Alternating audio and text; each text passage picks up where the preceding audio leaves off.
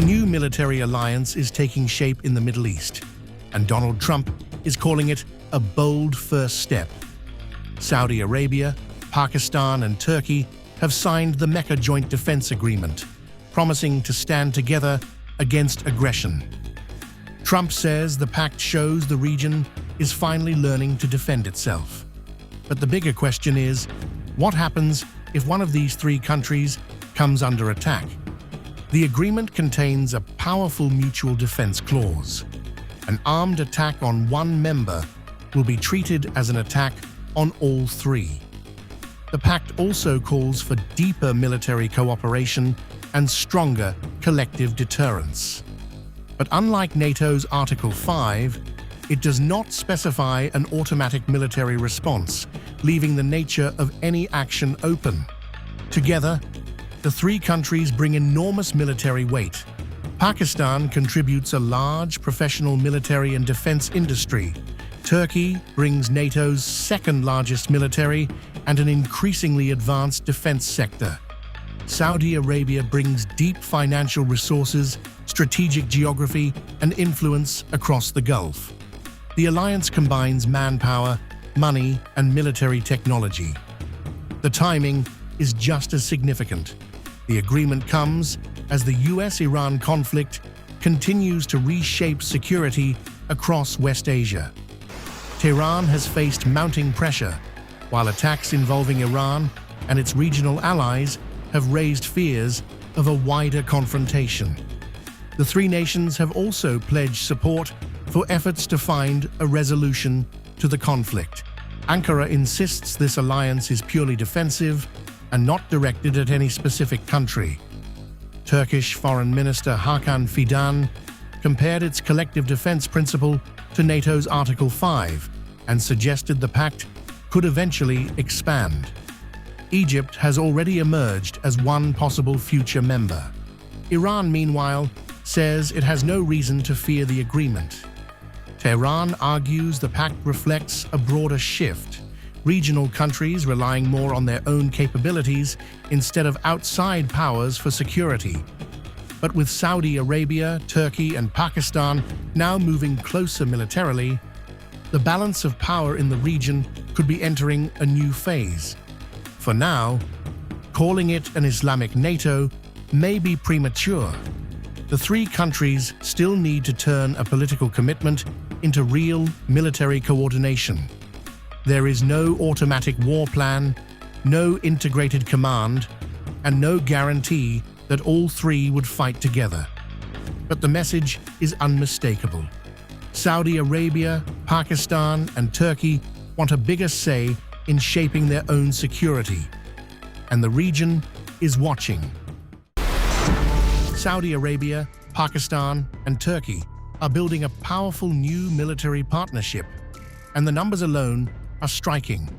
Together, the three countries bring nearly 1.4 million active troops, more than 3,400 military aircraft, over 6,000 tanks, and hundreds of naval assets.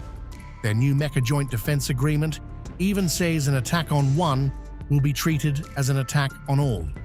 But calling it an Islamic NATO may be getting ahead of reality. The agreement goes beyond a political declaration. Saudi Arabia, Pakistan, and Turkey plan to establish a joint mechanism bringing together defense and foreign ministers, along with military chiefs. Joint exercises are also being planned, while future cooperation could expand into defense production and technology sharing. The bigger question is whether these plans can turn three powerful but very different militaries into one credible security force. Pakistan provides the largest manpower contribution, with around 660,000 active personnel, as well as roughly 2,700 tanks and nearly 1,400 military aircraft. Turkey adds about 481,000 troops and a sophisticated defense industry spanning drones, missiles, sensors, and electronic warfare. And Pakistan brings another major strategic asset, the country's nuclear capability. But Saudi Arabia brings something the others cannot match: money. Riyadh's estimated 2026 defense spending is around $64 billion, compared with roughly $51 billion for Turkey and just over $9 billion for Pakistan.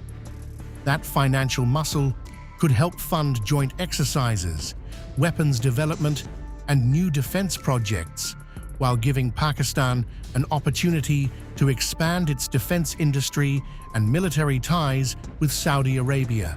For Riyadh, the partnership could provide another layer of security at a time when regional conflicts have exposed the limits of relying on a single strategic partner. Turkey offers advanced military technology, while Pakistan offers manpower, operational experience, and nuclear deterrence. The pact could therefore help Saudi Arabia diversify its security relationships without immediately abandoning its long-standing defense partnership with Washington. But here comes the biggest test. The agreement says an attack on one member would be considered an attack on all, but it does not promise an automatic military response. That distinction could become crucial if Saudi Arabia faces an attack from Iran. Pakistan maintains relations with Tehran and has previously preferred mediation over direct involvement in regional wars. So would Islamabad actually send troops into another conflict? The alliance could eventually grow, with Turkey backing Egypt as a potential new member. Cairo would bring a major military force and control of the strategically vital Suez Canal. But for now, the real challenge is turning impressive numbers into genuine military coordination. Saudi Arabia has the money, Turkey has the technology, Pakistan has the manpower and nuclear deterrence. Whether that combination becomes a true Islamic NATO will depend on one thing: whether these three powers are actually prepared to fight together.